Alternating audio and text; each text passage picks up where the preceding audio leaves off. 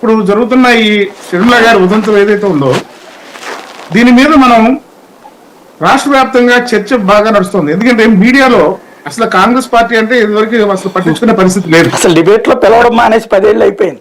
ఇప్పుడే మన జరిగిన స్థానిక ఏదైతే 2019 ఎన్నికల తర్వాత జరిగిన స్థానిక సంస్థల ఎన్నికల్లో కూడా ఆ పార్టీ అసెంబ్లీ అభ్యర్థులు కాదండి, కనీసం పంచాయతీ మున్సిపాలిటీ ఎన్నికల్లో వార్డు నెంబర్లో పోటీ చేయడానికి కూడా అభ్యర్థులు కొరవైన పరిస్థితి. అలాంటిది గిడుగు రుతురాజు గారు కనుక ఆయన పిసిసి ప్రెసిడెంట్ అయిన తర్వాత కూడా ఆయన కనీసం ప్లేస్ లేదు, మీడియాలో ఎక్కడ కూడా స్పేస్ ఇచ్చిన సందర్భం లేదు.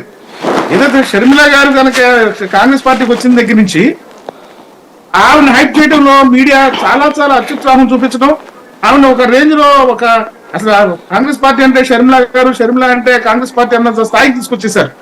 మీడియాలో హైప్ రావడానికి అదొక కారణమైంది. అలాగే మీడియాలో చర్చించి కూడా షర్మిల గారి అంశం ప్రతిరోజు ఒక అంశంగా వాడిని తీసుకోవడం జరుగుతూ ఉంది.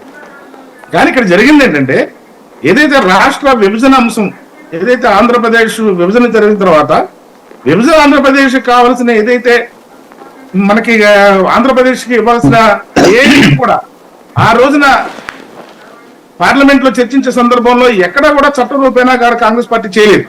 కేవలం మన్మోహన్ సింగ్ గారి చేత మాట వరుసకి పార్లమెంట్ లో చెప్పించి తలుపులు మూసేసి బిల్లు ఓకే చేసేసి అడ్డగోలుగా రాష్ట్ర విభజన చేసిన కాంగ్రెస్ పార్టీ తదనంతరం జరిగిన పరిణామాలు ఈ 10 ఏళ్లలో విభజన ఆంధ్రప్రదేశ్ అయిన తర్వాత నవ్యాంధ్రప్రదేశ్ జరిగిన 10 ఏళ్లలో ఇక్కడ పార్లమెంట్ లో ఆంధ్రప్రదేశ్ గురించి చర్చించిన పార్లమెంటు సభ్యుడు లేడు, అక్కడ పోరాటం చేసిన కాంగ్రెస్ పార్టీ నాయకుడు లేడు.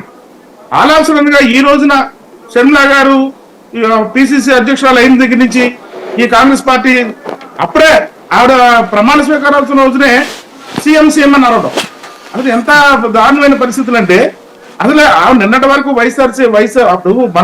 ఇప్పుడు ఒకసారి గారు ఈ రాష్ట్రంలో జరుగుతున్న ట్రాన్స్ఫర్లు జరుగుతున్నాయి.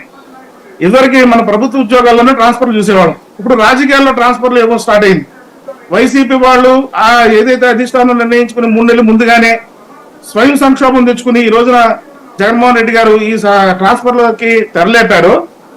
అలాగే తెలంగాణ నుంచి షర్మిల గారిని ఆంధ్రప్రదేశ్ ట్రాన్స్ఫర్ చేశారు.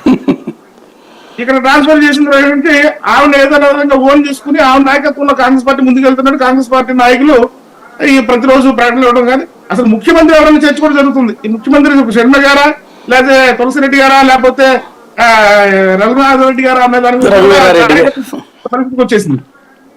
కాబట్టి ఇదంతా ఒకైతే ఆల్రెడీ రాష్ట్ర ప్రజలు డిసైడ్ అయి ఉన్నారు.